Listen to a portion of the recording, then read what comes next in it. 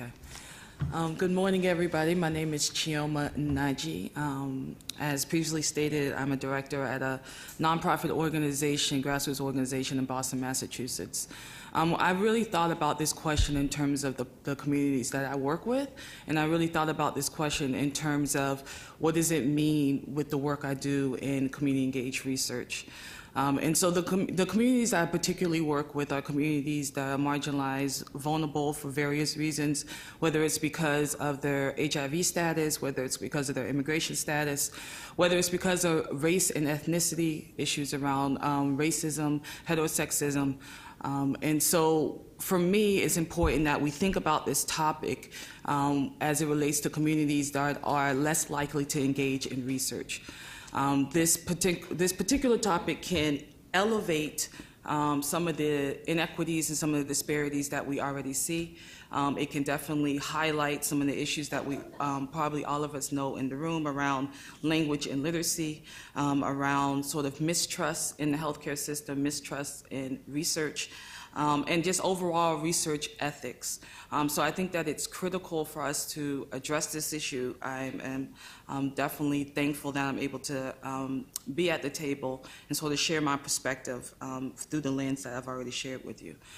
So I initially think of this topic within community engaged research, and typically people talk about community engagement along a continuum.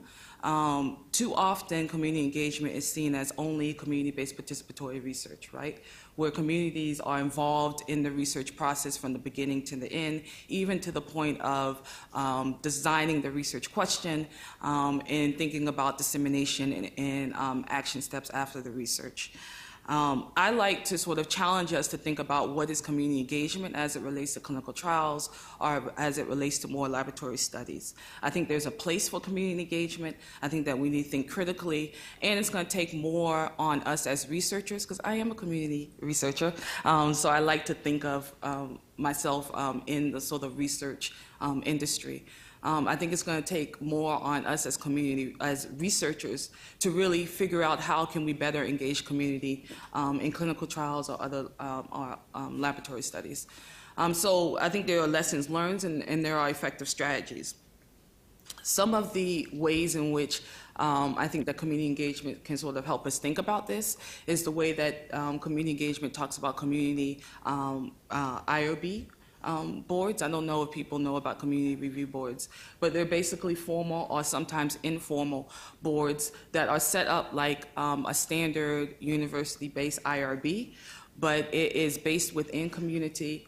Around the table are community members who would typically be involved, and typically these community IRBs also reflect communities that are underrepresented in research. There are some examples in which community IRBs have been effective. I sit on the board of Community Campus Partnerships for Health, CCPH. They are currently engaged and have been engaged for several years on studying the effectiveness of community IRBs. One study was done in Hawaii, and there are various studies done here in the United States. So I think community IRBs is an interesting way in which we can think about how do we get community input on what does it mean to return results.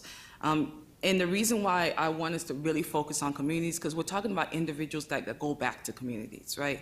So we're talking about study participants that have to go home, study participants that interact with other individuals in the localities, and the potential impact of, like Ellen mentioned, social media or just our own social networks, the potential impact of if I don't feel like I am respected, if I don't feel like this is a transparent process, what does that mean and what am I going to tell people in my network, and how does that sort of spread within communities, and how does that reproduce these issues that I already talked about in terms of mistrust of the healthcare system. So again, community IRBs I think is effective. I also think the process of having community PIs, community researchers on the research team is effective. That has been shown to be effective in CBPR. I think that it will work also in some of the studies that we're talking about today. I'm a strong believer that as we continue to talk about what is the place for community engagement in this conversation, that it will support a more transparent process, a process that could, for me, I think, potentially support increased recruitment of underrepresented populations, underrepresented communities, either by race, ethnicity, sexual orientation, or even by some other social demographic status. Okay, I'm done. Okay. You'll have more chance for. No problem.